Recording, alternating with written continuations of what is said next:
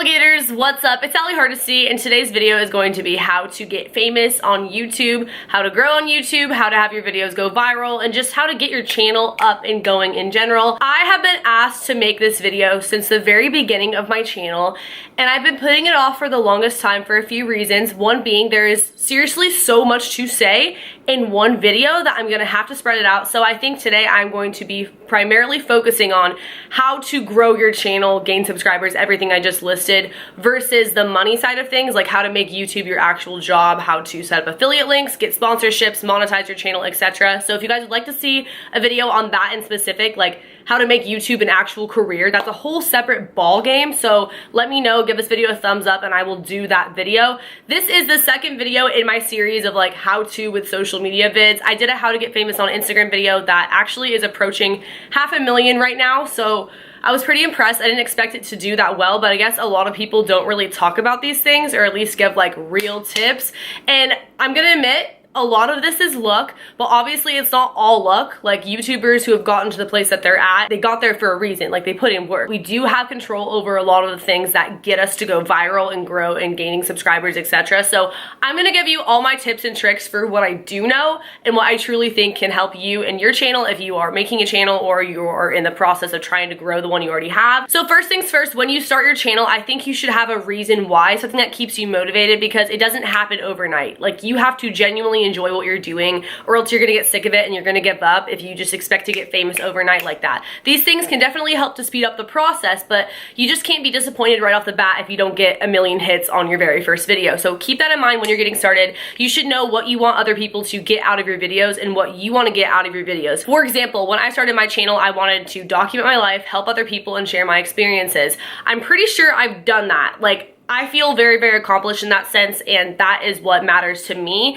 And I think that people can see that in my videos. I have shared things that other people couldn't necessarily talk about unless they went through the same thing. For example, my ADD, that's something I've struggled with my entire life. I've made videos about it, and people can see in my videos how real I'm being when talking about that subject. So a lot of people do suggest that when you make a channel, you should do like the cliche how-to videos, because people easily search those. If that's what you want to do that. But I would suggest doing something that still relates to you, so you can add your passion and your personal input to whatever you're talking about. So yeah, how-to videos, they do get hits right off the bat. I never really went that route. I didn't even actually hear that piece of advice till much later, but if you do a how-to video, it's definitely gonna show through the video if you actually care about whatever it is that you're doing a how-to video on. Don't just make a video because you think it's gonna do well or you think people would wanna see it. If that was the case, you guys, I would do a lot of certain types of videos that I've never done, or I would do more of, because I know that those are things that do well. But do what you personally have a passion for and wanna talk about and have experience with. Think of something that makes you unique and that people go to you for if they have a question. They want to know how you have followers on Instagram. They want to know how you grew your hair out the way that you did. They want to know why you wear colored contacts and where you get them from and how you put them on, etc. If you're doing like a how-to kind of video, or if you want to do a story time, what is your go-to experience that you tell people when you meet them right off the bat? Like the craziest thing that's ever happened to you that people are genuinely interested in hearing about. Keep that in mind. Same thing with conspiracy theories. It has to be what you're genuinely passionate about and what people know you for, even if it's not on the internet yet. It could just be in your personal life, in high school, whatever it is. Don't feel awkward when filming. I promise I'm gonna get to the technical stuff later in this video, but don't feel awkward. I felt so weird talking to myself in a camera in the beginning, and it definitely showed. So think about what you notice and what you like in other creators, whether it's their editing style or the way they get really close to the camera, or the way they laugh, or they're super bubbly, or they make corny jokes, and try to incorporate that into your videos because you know that you like seeing those in other people's videos. But be yourself. Don't try to be Jenna Marbles or Shane Dawson. Don't try to replicate someone else's content, because that's also gonna show if it's not genuinely your personality. So be yourself, let it shine through your videos. It's okay to mess up. If you mess up really bad, you can easily edit it out, or you can just leave it in and it'll be funny. So have fun with it.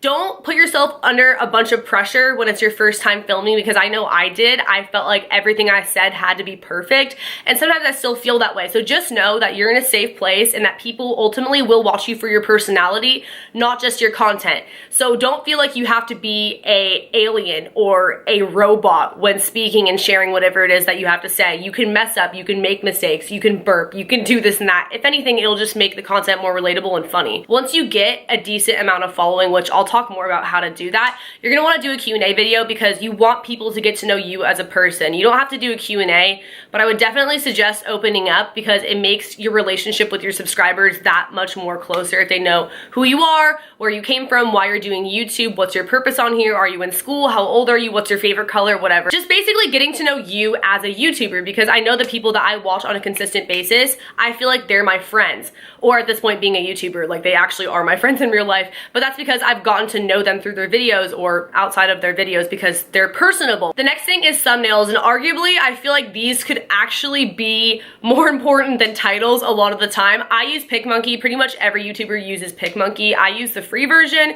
You can pay for the other thing if you want to, but I've never used it. I've never found it to be necessary, and you can just either screenshot the video or take a picture and then go on there, add emojis, edit it however you'd like to. And when I first started, I didn't even know that you could do this. I would literally just screenshot the thumbnail randomly in the video and slap emojis on it. So now I try a little bit harder than that because I figured out how to actually do that and how much it really does make a difference. I've also learned that less is more when it comes to thumbnails. Sometimes if you have a bunch of stuff on there, it looks way too overwhelming and people just won't click on it. Sometimes it also doesn't hurt to have something on the thumbnail, like in writing, that's different from whatever the title is. All of this works in conjunction to make your videos do well. Title, tags, and the description box. Those things, they need to match up. That's actually crucial.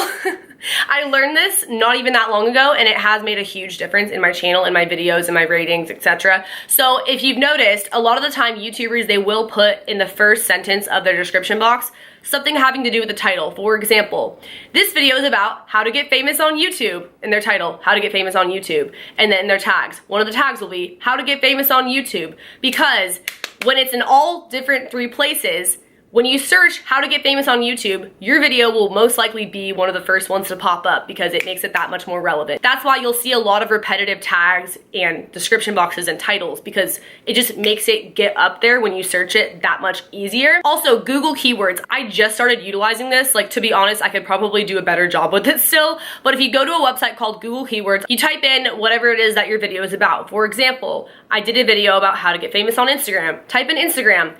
Some of the top search things are how to get famous on Instagram, how to grow on Instagram, how to edit pictures on Instagram. Of course, only if they are in fact relevant to the video, you talked about them in the video, etc. All those tags would fit, so I can slap them into the tag portion of the video, and then they're in there, so if people search for those, my video is also likely to pop up. Overall, I don't think tags matter as much, but they definitely help, especially all 3 together. And I'll let you in on another little secret. I didn't even know this when I started, but I used to give credit. In fact, I still give credit if my video was inspired by another YouTuber. For example, my confronting my ex with the other woman video. I saw Carrie Dayton, who I just did a collab with like a few weeks ago.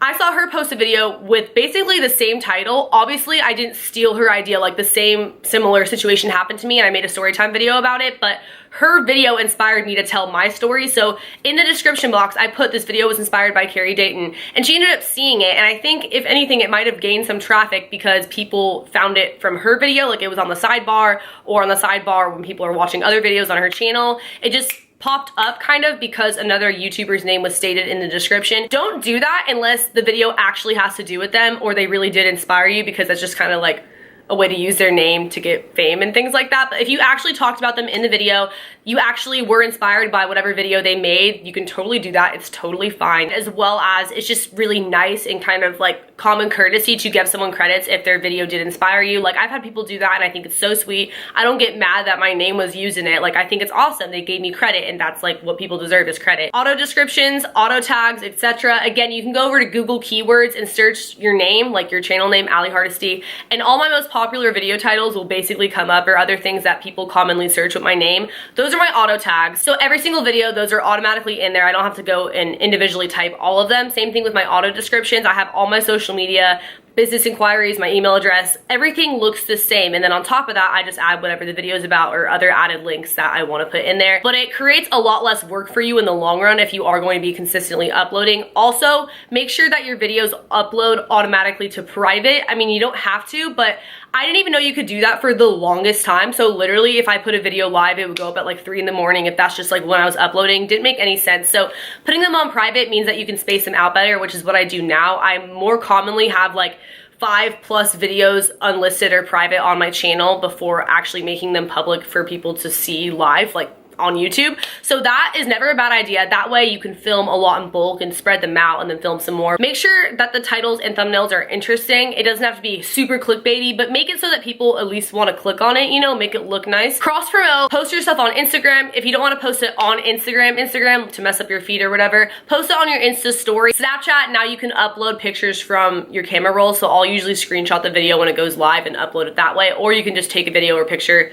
straight from your laptop or something to indicate that it's now live, the video, when you post it, because that way you get more views. Obviously, share it to Twitter. That really does make a difference, especially in the beginning if you don't really have like an active fan base. Your friends and family might still check it out, so you'll still get some views, some feedback, and some subscribers from that. And then the more you grow, people are probably going to follow your social medias from YouTube. Make sure that you're shouting out your social medias in your YouTube videos and in your description boxes like I already talked about, because those people will go over to Twitter, etc. And then if they don't have your notifications on, or if they don't really come back and actively check your channel, when you post it on your other social medias that they're following, they'll come back and they'll watch your video. So basically, cross promotion is very, very important. It definitely helps to get your videos out there, get more views, and just get more subscribers, and people who maybe were following you on one thing but not the other, they'll go over and follow you on there as well. So it's pretty self-explanatory. Collabing and networking with other YouTubers. So there is a right and a wrong way to do this. One, don't collab with people because you want their subscribers. That is so offensive. People will seriously hate you over that. It's called social climbing. Also, make friends with people first. Don't just try to collab with someone right off the bat. I have made some of the best friends ever through YouTube. Like, it's one of the most amazing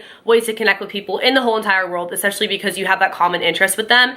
And so not even just collabing with that person helps to grow both yours and the other person's channel, but just bouncing ideas off of each other, helping to learn from each other. Maybe they could teach you something that you didn't know and vice versa. It's just really great to be a part of the community. So make sure that you do dive in, DM people, at them, comment on their stuff, and get to know them. Also, commenting on people's videos, believe it or not, that actually helps people to come back to your channel. But don't be that person who comments saying self-promo, check out my channel. I personally never care when people do that. Like, self-promote on my video all you want, but it doesn't really get people to come to your channel unless you did a video very similar. It's more so if you get a top comment or you're showing support, people might click on your channel and go check it out as well, because I know I always read the comments. I don't know about you guys. I've definitely subscribed to people from the comments. If you genuinely enjoy someone's video, let them know. YouTubers really appreciate that, and it helps us trend as well. So you doing that, we're gonna pay it forward probably and check out your stuff at one point or another if we notice you, and other people who notice you in the comments. So